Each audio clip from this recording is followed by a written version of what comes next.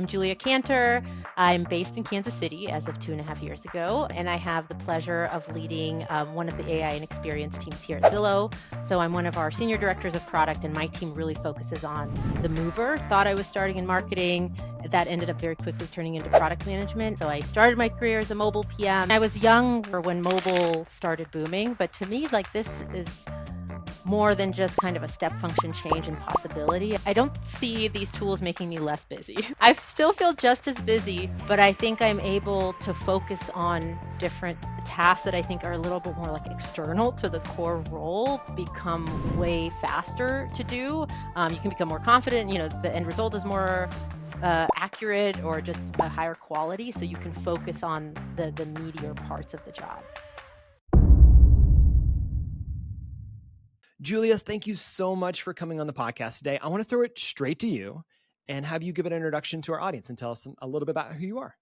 Okay. Well, first of all, thank you for having me. I'm so excited. It's a pleasure. Let's see. I'm Julia Kanter.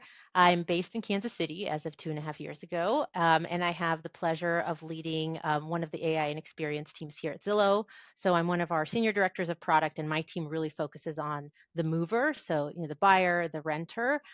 We have other AI teams focused on other personas or parts of the experience. I have been in product for almost all my career. I was kind of lucky to get into it by chance. Thought I was starting in marketing. That ended up very quickly turning into product management. So I started my career as a mobile PM, and then since then, I believe the dots connect in hindsight. And so now I've kind of really gained the specialty as a marketplace leader, really focused on experiences that bring together different groups of people with common goals. And more recently, especially these last few years in AI. Okay, well, I want to hear the origin story a little bit more because I find that people come into product from lots of different routes. So it sounds like yours was a little bit closer to marketing, but what did you study? What were you thinking about before you got into the product world? Yeah, 100%. And that also, I think, makes it tough because when people want that guidance of like, what should I study or what should I major in, there is no great Mhm. advice, honestly, to offer because it's such a random path for almost everyone that I know in this job. Yeah, I grew up in Kansas City. I'm originally from Ukraine. I grew up mostly here, as you know. And I wanted to go somewhere vastly different for college. So I went to New York and I'm a, immigrant kid. So you had to pick a job that seemed like it would be semi-stable. So I picked the least businessy of all the business majors and decided to pursue marketing because I thought it combined all these things that I liked, like psychology and journalism and analytics and statistics and design. And I graduated with a degree in marketing and international business. I joined American Express, which was my first job out of college. And they gave me the opportunity to join one of three teams. And one of the three was called New Product Development in their marketing organization within their membership rewards program. And the offer was basically, we don't know what we're going to be doing, but it's going to be new stuff. And as a 22-year-old, that was highly appealing. That So sounds amazing. Yeah. right? Yeah. Yeah. So I joined the team, and about, I don't know, maybe a couple months within joining, smartphones, iPhones really started to boom, and they needed some way for loyalty members to interact with their points on their phones. So ended up PMing their first mobile web and native experiences. I'm curious, when did the term well, you had it pretty early because they adopted that as like a new product. They were thinking about new products, but I remember back then, I mean, we were project managers. I was a UX designer. Like product wasn't really a Oh, yeah. word talked about like we do now. No, not at all. I mean, my job was a marketing analyst. Yeah. So it was in their marketing team. They had product managers at the company, but they were focused on the credit cards. Yeah. Like there The would be actual the physical product that they sold. Right. exactly. Yeah. Yeah, Yeah. Yeah. exactly. I have no idea how it is today, but yeah, it was kind of like this product team within the loyalty marketing organization. So I guess it was early in that respect, but I didn't get the term or title of product manager appended to me until I left and went to, a different company for a different job. Well, that's a perfect segue. So tell me about the journey to getting to Zillow. What was it like going from American Express into kind of that marketing world, first getting into mobile, which was at the early days, it's kind of like, feels a little bit like AI does now, where it was like, this is new. We need to figure out what to do with it. But what was the journey to get to Zillow? Because you've been there for a little while now, so I'm curious the process. Yes, yeah, it's been close to 2 years. It's been awesome. Yeah. Um, yeah, I won't. I'll try to keep it brief. Sure. But I had an amazing boss at American Express. I had many of them there, but one person I still keep in touch with. We just connected a couple months ago, and he gave me great advice at the time, which is when you're looking for a new role or a new opportunity, try to keep 50% familiar so you don't fall flat on your face and 50% new. And Oh, I I like kind that. of, yeah, it was actually very like practical and actionable. So I followed that advice to keep the mobile stuff, keep the financial services stuff, but I went into a different company, more kind of like senior role. Eventually, I pivoted that into, I kept the loyalty experience and I pivoted that to travel. And so I joined Orbitz Worldwide at the time in Yeah. Chicago. They soon got acquired by Expedia Group. So I was there for about 7 years, and that company was wonderful to work at because it was big enough and offered enough opportunities that I could pivot to different roles. So I got an opportunity there to really work on all sides of the marketplace, from products that drove consumer engagement, conversion. I grew into a people manager. I oversaw teams that helped hoteliers and vacation rentals become more competitive on the marketplace through personalization. And then my last role there was leading a team for our conversational AI platform. This was all pre, LLM days. Um, but that was a great 7 years. I wanted something very different, so I pivoted to a startup, and I spent 2.5 years at Row building out provider experiences and patient-provider interactions, and then yeah, joined Zillow, and that's where I've been these last 2 years. So you touched on the fact that you've kind of been in the AI ecosystem for a little while, right? Because Yes.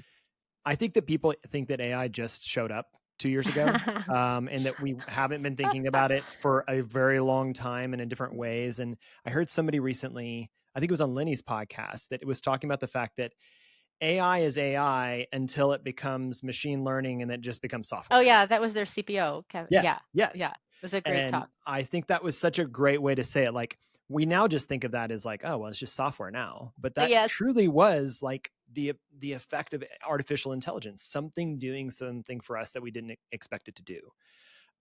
So tell me what that road, especially coming into now your role at Zillow, how has AI affected the way that you think about the product experience? Yeah, I mean, and you're exactly right. Like I always get a little bit of a chuckle when you hear the conversation. It sounds like, oh, it just popped up 3 years ago. Yeah. Not at all the case, obviously. I mean, even at Zillow, I mean, the company is close to 2 decades old, and the company was founded with an AI product at the helm. The Zestimate is a Yeah. machine learning That's model. We right. still like it's a core product of ours today. But obviously now there's so much more AI embedded through all parts of our experience, whether it's for the mover, supporting our agents, loan officers. But it's not like a new competency in many companies, Zillow being one of them. I think that, what really feels completely unique now is like to me, I mean, I was younger when mobile started booming, but to me, like this is more than just kind of a step function change in possibility. I Mm. really see like everything in terms of how we work, what we can build, that's completely fundamentally changing. And so it does feel like a more robust moment in time, Yeah. which is really, simultaneously can be anxiety inducing for sure, but also really exciting. In what ways are are you taking the machine learning early days of what Zillow, was built on Yeah, and starting to apply it into kind of these more, well, sophisticated solutions, right? I mean, we have tooling now that is able to accomplish something that feels more natural, that feels more organic in some way, which then really starts to get at people's, oh, is it alive? Is it real? Those, but how are you imagining that world kind of transitioning from the machine learning days, which were algorithmic at the end of the day, to now giving people both? I guess let's talk first about the experience that Zillow is thinking about as sure. you think about AI, and then I want to learn a little bit about how you're using AI internally, as a team, because that's, I think a Sure. lot of people are asking that question of how do you use it, But let's Yeah, start yeah, first yeah. with how Zillow is thinking about it in the product experience or the user experience. A really hard journey. Like if you've ever gone through the process, certainly renting, but especially buying your first home or selling that first home, it should be this really like exciting, memorable moment of your life. For many people, it's the most expensive purchase they'll ever be a part of, but it is for many people super stressful. Mhm. We have data that shows, more than half of people cry during this experience, and not Oh, I like happy cried. tears. No, Yeah, I'm a crier though, so that's okay. yeah, join the club. I mean, it's not a bad thing. It's No, good. no, no, it's great. Yeah. Anyway, and people really do want that opportunity to get a lot of that support through Mm, one kind of ecosystem. So then coming back to your question of how do we see AI applying through that experience?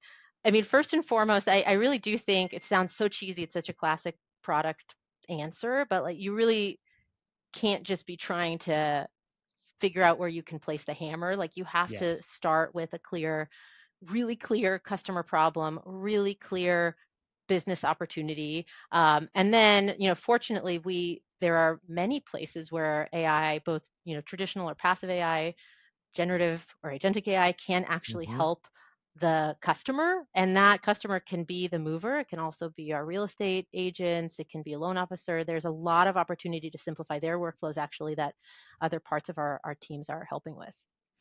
I think it's really exciting. And what's so cool about Zillow is that you have so much data that you're already sitting on, both historical and constantly being updated, literally every day. That Yes. you have this opportunity to engage with the user in a really powerful and dynamic way. Because otherwise, and it always feels like I don't know if that house is still listed. I don't know what came on the market. I don't know if there's a new opportunity. We looked at like 45 houses the last time we moved. Thank God that was 10 years ago, right? So it is like you said, it can be so overwhelming, but you have access to such an incredibly robust data set, which is exactly what everybody's begging for when they're thinking about building great AI products, right? Yeah. I mean, it's amazing. Like I think that's kind of every not like PM, but any person that wants to build things, you dream of being able to do that, at a place where there's such an immediate opportunity to make a big Yeah. impact. That's very true here, which is really exciting. Also comes with a lot of responsibility. But yeah, you're exactly right. I mean, we went through that process not so long ago, actually, when we relocated to Kansas City. It's really hard, and it's not like shopping for a pillow where you can just like go to the store, open your app, because the inventory is obviously so expensive, but Yes. also ever changing and fleeting, and it makes it can be very overwhelming. Yeah. Yeah. Yeah. I'm curious where are there areas that you've started to, since kind of the reignition of agentic or of Yeah. LLMs, where have you seen Zillow start to adopt that into the user experience and roll that out into, or have you? How much of that has been added to the UX? To be fair, I haven't gone shopping for a house recently, so maybe Yeah. you can Okay. tease for what I would be looking for coming out on the market. Yeah. Well, this is, I think, one of maybe like a misconception that you can take an LLM and just like Yeah. blank slate apply it to an experience. Yes, you can build a prototype, but getting a product to, kind of a reliable, high quality production experience is a different story. So hard. Yeah, it's difficult, especially depending on how you're utilizing the model. We have found, and do have in production, LLMs supporting personalization of Yeah. our experience. But I think one of the more like a cool recent way in which we've introduced LLMs is actually for our real estate agents. So this is not on my team. I can't take any Yeah. credit No, for it, but that's great though. Yeah. yeah, we work with a lot of premier agent partners, and we have an agent CRM called Follow Up Boss. And so in that product, the Oh, team cool. used LLMs to integrate and create summaries directly as an agent, completes a phone conversation, much like you and I are having, being able to immediately generate that summary, not just a summary, but insights and next steps of what you should do. And that even like those they seem small, but those little introductions make such a meaningful impact Yeah. on someone's Yeah. day-to-day workflow. Yeah. Okay. So let's maybe pivot it then into how do you think about AI in your daily use or around your Yeah. teams? And especially when because I know that a lot of your focus is on really trying to create the best user experience possible, right? So Yes. how are you thinking about the usage of AI? And as much as you can say, what tools are you using? What approaches are you using? Because I think that people want to know. It's like it feels like such a saturated market of things that we could be looking at that we know could help us, but we don't exactly know where to start or where we should go. So how do you think about that? Yeah, one, I think like it's important to validate that, yeah, it is overwhelming, and the AI FOMO, I think, is a Oh yeah, thing. yeah. It is really hard to know if you're behind or if you're ahead, or, which of the Mhm. 5 tools that came out today you should be already using. So it is really hard. I do think my team, because of what we're working on and how we're doing it, it does feel like we're kind of at the bleeding edge of how product teams will be working, Oh, a year okay. or two out, because of how just the different kind of methodologies and practices we're applying. In terms of like tool usage, actually, like I have to give the credit to Zillow here. The company has been awesome because people have, there's clearly a demand for using AI in your role and seeing, both applying it to what you already do, but also changing the way you do your job. And the company has been amazing with opening up that access, doing pilots. And actually, last week I went to Seattle. We had, all of the PMs in the company and all product folks got together for a few days to do like upskilling and focus on, Oh product sense. yeah. But then we had a whole day dedicated to just like AI up leveling and giving people the opportunity to try new tools, learn new, skills. I mean, in a day to day, I will range, from like, uh, using Replit to prototype a quick idea, to we use Glean, to Yeah. help us, collect information, do quick searches, chat. We have access to ChatGPT Enterprise, which has been amazing as, like a thought partner. I Earlier today I conducted an interview and we had an AI tool for, like interview summarization notes. So it's really like much, much more embedded than it was a year ago. What have you seen? What How would you compare this moment today to 2 years ago, or maybe in a year and a half ago, Yeah. pre access to these kind of cutting edge tools that are coming out as rapidly as they are? Is it efficiency gain? Is it better insights and results? I'm kind of curious, where have you seen the kind of the Mm. positive impacts of it beyond just the novelty of a cool new tool? I mean, because it Yeah. can feel like that sometimes. We're like, this is fun, it's novel, but I want to be able to measure why is this important? Why is this right? Like we said, this is transformational right now, right? Yes. That's a great question. I think generally there's less in terms of, I felt a year and a half ago there was a lot of anxiety from people, especially PMs that aren't as close to the tech, on like, am I Hmm. behind? Am I not using this enough? And Yeah. now I think, especially at least what I'm seeing, like, there's just way more opportunity. The tools are more, there's more of them, they're more democratized. So I think everyone's able to learn more quickly. Um, I don't, um, I, I don't see it so much as like I don't see these tools making me less busy. That's what like I still feel That's just the as busy. promise, though, right? No, no, no. I still feel just as busy, but I think I'm able to focus on different tasks. Like, Yeah. instead of spending 5 hours to create a job description and then Hmm. create notes on like what each interviewer should be asking for and how to grade those, like that, um, those types of tasks that I think are a little bit more like external to the core role Hmm. become way faster to do. You can become more confident. The end result is more, accurate or just a higher quality, so you can Yeah. focus on the meatier parts of the job. You mentioned that you're using Replit, which is Yes, kind of affectionately, I don't love the term vibe coding. I'm just going to say it. I know that it's what we're calling it. I know that somebody branded it that. I want to know who's got credited for that. That's a whole nother conversation. But I think it. Yeah, go ahead. do we know who that is? Is there a Yeah, I'm person? pretty sure it was one of the OpenAI leaders or Of original course. Yeah. founders. Yeah. Yeah. But anyway, so we have a vibe coding tool, Replit. often kind of be compared to Bolt, Lovable, Yeah. V0, these other tools, right?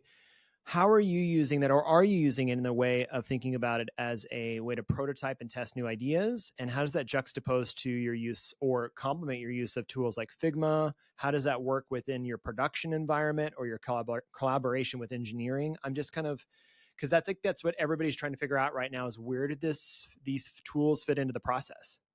Yes. And in my team, they are hugely, hugely important. I would say prototyping in general is hugely, hugely important. Um, I think when you're working on products that are more deterministic in nature and the user journey is linear, you can get away with sometimes not having a prototype at all, or Yep. just having like static screens of where you're going and handing it over and here we go. um, that is not possible when you're working with experiences that are non-deterministic in nature and are user journeys that can take a totally non-linear flow. Mm-hmm. And the underlying tech is changing every day. Like I've described it, I've been interviewing candidates for a role, and I've described it as the tectonic plates underneath us every couple of months, like have a massive shift in what's Yeah. possible. So back to your question, prototyping is hugely important. We have all parts of our team. We have scientists, prototyping, designers, PMs. So everyone is taking their part in that, depending on what they're trying to tackle. So our scientists are using Replit less. We have other internal like experimental platforms, but Yep.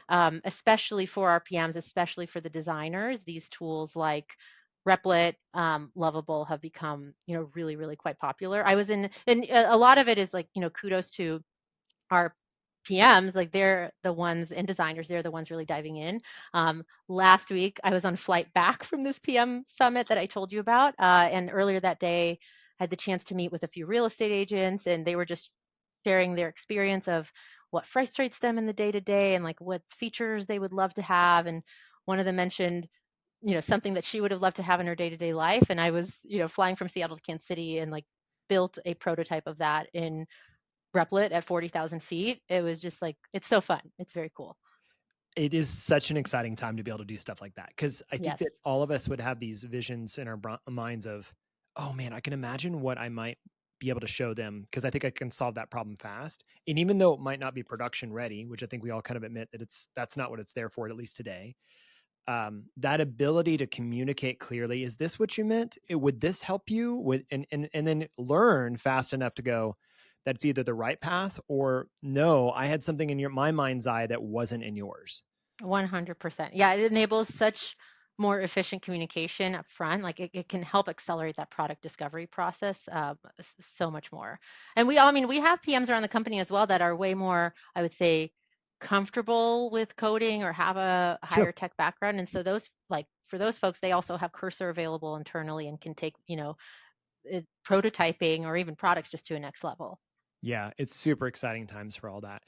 I'm curious, how much are you, I don't know if you can speak to this, but how much is Zillow actually working on kind of your own foundational models? Or how much are you leveraging the existing models and kind of turning them into yours or maybe combining? I think that's a big piece right now is people trying to say, how can I use the chat GPTs and then have it train against my model that's, very much purpose built. Yeah. I'm curious, given that you're such a tech forward organization, what you're thinking about in the ways that, like you said, the underpinnings are changing. It like the traditional CRUD is kind of, we can see maybe an end of that era of create, read, update, delete is no longer the standard way of thinking about our information and our data. Yeah, I'm not going to go All right, into all right. which models are from where, but I can't. What I can tell you is for sure we try to take a like really comprehensive approach to what is going to be the best approach, best Yep, tools, yep. best models to solve a particular problem. Yeah, that's exciting. Yeah, And I think that's, I mean, everybody's trying to figure that out right now. I mean, yeah, whether we're talking to kind of like the very, very cutting edge, like you said, the bleeding edge of technology, or you're talking to somebody who, with some of our clients that are in large scale construction and they're building software to just keep their employees on task. They're all asking this wow, question: how do we leverage these models and how do we train them in a way that's going to be best for our purposes, which is exciting. Wow. And a little bit like we're all figuring it out together in some ways. 100%. Yes, Yeah. like we all need some humility. Like everyone, everyone is navigating this, simultaneously. And that's I actually like I love seeing some of the, like, you mentioned the Lenny's interview. I love listening to those because you also will hear humility, from those leaders as well, in terms of like, here's what we're figuring out. And I appreciate people sharing what they're learning, both, the successes, the failures along the way. I've been vibe prototyping a a app for my personal CRM, right? Which is this it's, I Cool. call it Jog. It's like jog your memory, and it's just been this idea that I've wanted for 10 years, which is like I just want to remember that I ran into somebody at the coffee shop, and what did they share with me? Do they have any kids? What were they, what are they into? What job are they at Yes. now? Very simple, and I want to be able to walk away and just tell it to an AI or tell it to an app, and it capture that memory, parse the data out to the right places. I literally in a weekend built it, and it's Yeah. practically working, but it's diminishing returns because I got to the point where I was like, you know what I really want is I also want to be able to pull in my Google Calendar. So Uh-huh. to be fair, I'm not a software developer. I surround myself with people that are smarter than me. And so I haven't talked to any of the devs about this, but I'm just trying to get Google Auth to work. And the Google Auth is on every app. It should work Oh. easily. And I tried 4 different platforms and I could not get it to. I spent, I'm not going to tell you how many hours. It was Oh ridiculous amount of hours. no. It's So, but I endlessly think frustrating. it's fun because it is that like, it reminds me of being early days of product, like the mobile days of Yeah. going, I don't even know it's possible. Like I want to push that edge. I want to figure out where is the edge of the cliff, and am I standing at the edge of it, or is it actually 50 feet away, or did I just jump off of it? Yeah. I Yeah. think this it's Yeah. exciting time to be right now. That's so cool, George. Did you end up using Cursor? I ended up using V0 to do the basics, and then I Yeah. pulled the basic code into Cursor, and then trying to figure out how to get Cursor to, get my deployment. The other one Yeah. I'm trying out, I don't know if your team uses it, is Devon. Oh, Um, no, I have not personally played around I with Devin. haven't I'm either, and aware. I tried to use it. I tried to download it, and I was like, nope, too far. I don't know what I'm doing. So, Too much, too much. yeah, too much, too much. Okay, I because we talk about the fact that AI is definitely helping us do this, and it's a big part of the conversation right now. I understand that, but when you come back to your team, to your people, Yeah. when you think you've got all these AI tools around you, you've got this ability to get to your access to your stakeholders, you're trying to create user experiences that are great for your users. What does your team dynamic look like in 2025? How do you structure your teams around you, whether it's in a pod or squad model, or it's in kind of I think you mentioned is more definitely focused on the feature benefit. How are your teams structured? Because a lot of people are asking the question of the best way to set up their teams depending on the type of company they are. Oh, yeah. I mean, I think it has to be it's so dependent on your context, like Yeah. your organization, what you're trying to solve for. Um, so I'll just speak to my experience, but it Yeah. doesn't mean that this is like the recommended thing that would work I for tell X everybody, use I know case. Spotify came up with squads. That doesn't mean you're Spotify, right? I mean, Yeah, it's yeah, yeah. fine. Yeah. Like, so just how does it work for you? Yeah, I mean, we are in general, the expectation we've set with our teams, working in the space where I'm at right now, is just to expect a lot of fluidity. Yeah. Like what we're working on, the products themselves, and how we organize around that, like that is going to be very fluid. It just has to be at a time of such rapid evolution.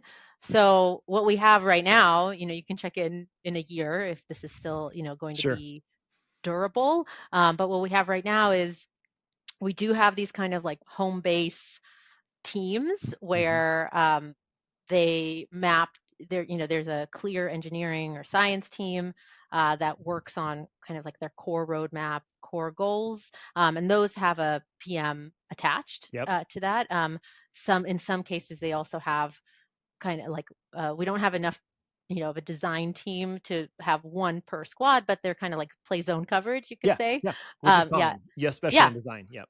yeah.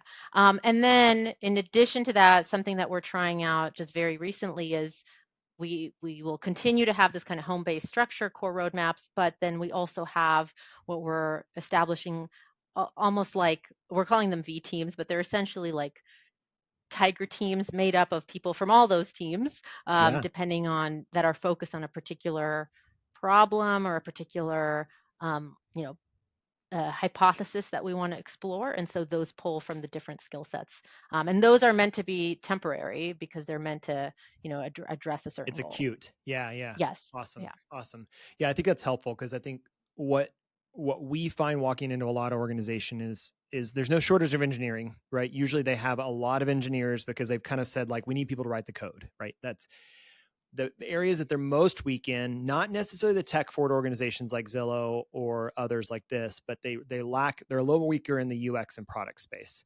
And I Mm. think what's unique about the way that you are approaching this is how do you think about bringing the product folks into that conversation early and often and being a part of the entire journey? And that sounds like that's more kind of table stakes for the way you work. Yeah, I think so. Yeah, for all of our teams. Yeah. Yeah, great, great, great. Where are there areas that there's friction, whether it's through user adoption or through the challenges of like you said that it promised us freedom and weekends off and time with our families and all that stuff. Where are there areas that you think, man, I maybe you thought we'd be further than we are actually right now, but Oh. or that you've had a hard time getting the results that you wanted from these experiences, as much as you can share, whether it's the way you run internally or trying to implement something. Where is it kind of like it's not there yet, but we are headed in a pretty exciting direction? That is a great question. I mean, I'll answer it in two ways, like from team Yeah, team yeah. dynamics and then also like the tools themselves.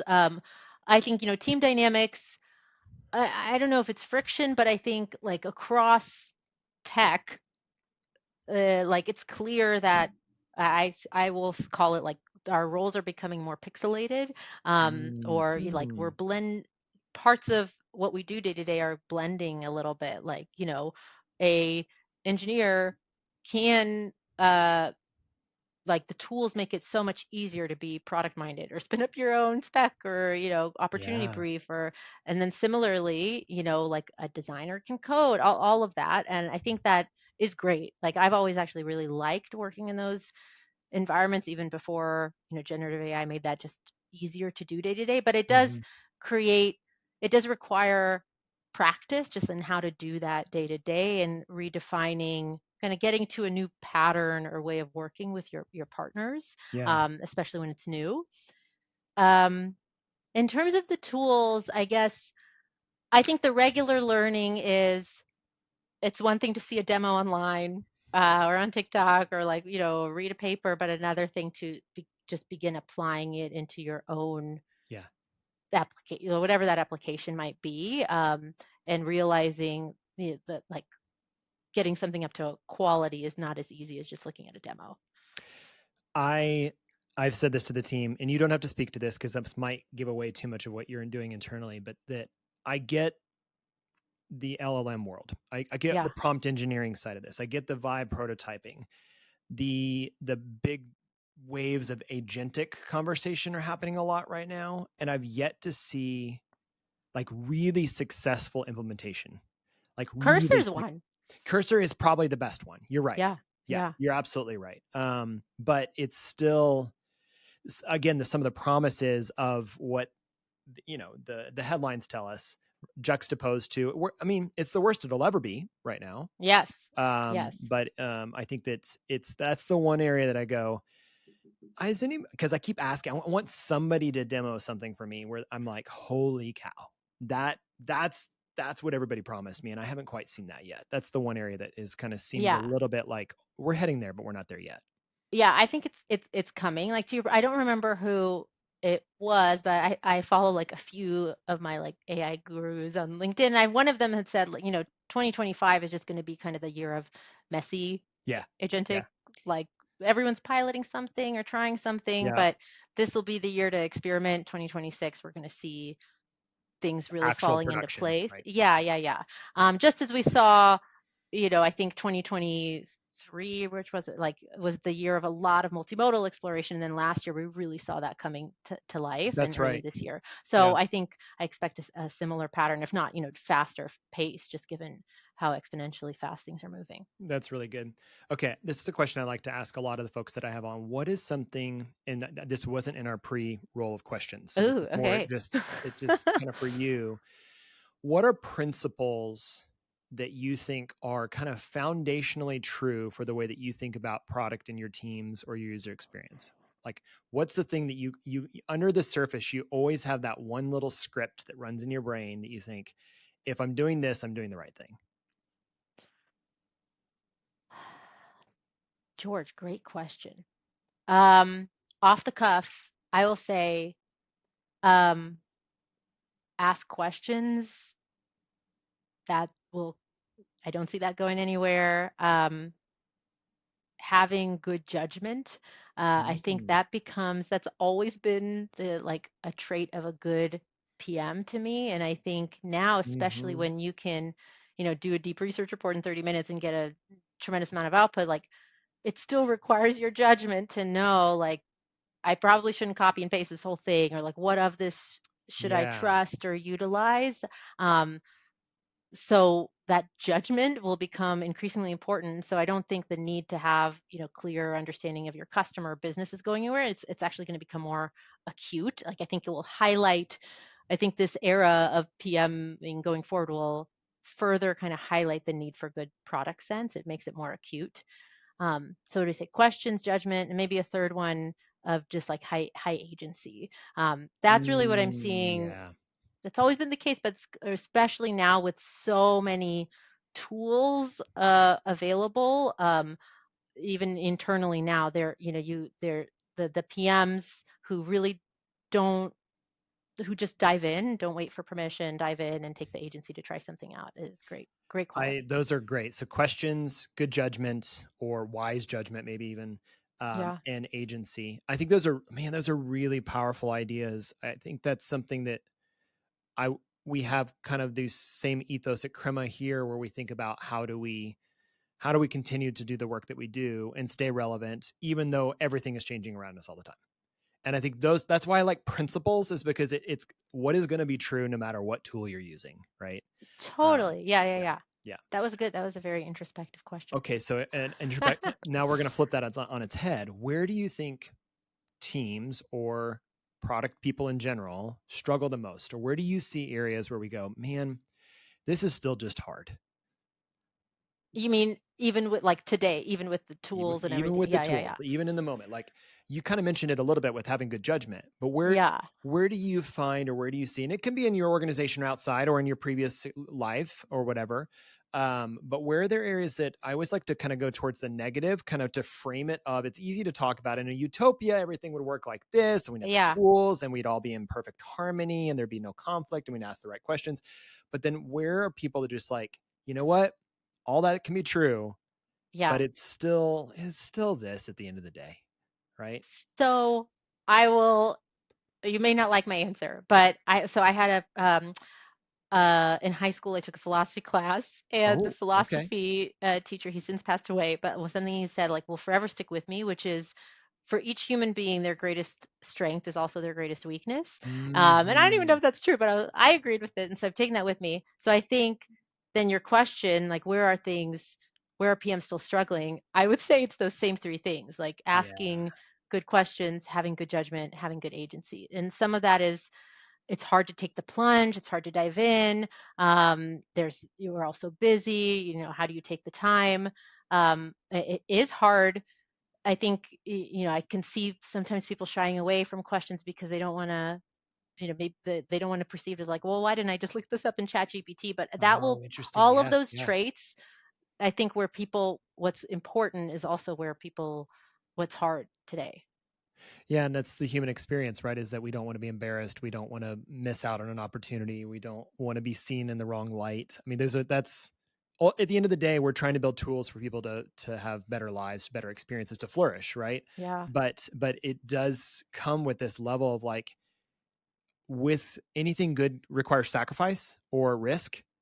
And I think that what you're saying, to have good agency means I got to step out on my own and try to do this, or Yes. to have good judgment means I have to actually make a decision instead of like just letting someone else make it for me. Yes. Oh, that's really good. That's really good. Okay. So we're going to come in for a landing because I'm watching my time. But first off, you're brilliant. And it's really, I'm always impressive to see people that care deeply about the intentionality of their work. And there is something to be said when you can tell when you're talking to somebody that they care about doing good work. And so thank you for doing good work, even though I don't get to personally work with you. It sounds like it's amazing to be on your team. It sounds like Zillow's doing some things that are really awesome to empower and upskill folks to kind of be where we are in 2025.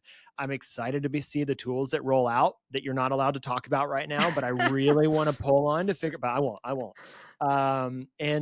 Yeah, so thank you for doing that. And I guess in that vein, where can people find you and learn more about you? Oh, first of all, that is very, very kind. I don't know that my kids would agree. That's really Well, kind of you to their kids say. don't get opinions. It's fine. Yeah, yeah, yeah. Yeah. Uh, My kids would say the they have same many thing. opinions. They have Yes, many they do. opinions. Yeah, Yeah. yeah. But it's mostly about like Ninjago. Uh, Um, anyway, okay, your question. Oh, where, I guess on LinkedIn. Yeah, I'm yeah, always happy to connect, and meet new people. Doesn't matter if we're co-located or not. But that's a great place. I got off Instagram a couple years ago, so would not probably advertise. Yeah, smart. yeah, yeah, yeah. But LinkedIn is a good spot for me. Awesome. Well, Julia, this has been such a pleasure to chat with you. We're gonna go have coffee because I'm also in Kansas City. We'll catch up soon, but definitely check out Julia and check out Zillow and continue to see the work that they're doing.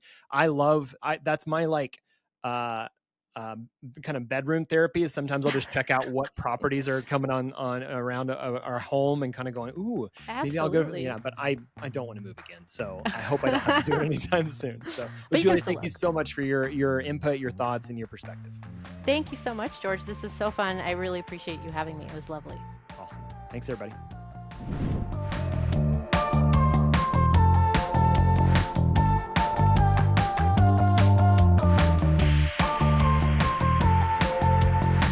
People of Product is brought to you by Crema, a design consultancy that helps forward-thinking leaders discover, understand, and execute on their greatest opportunities. Learn more at crema.us.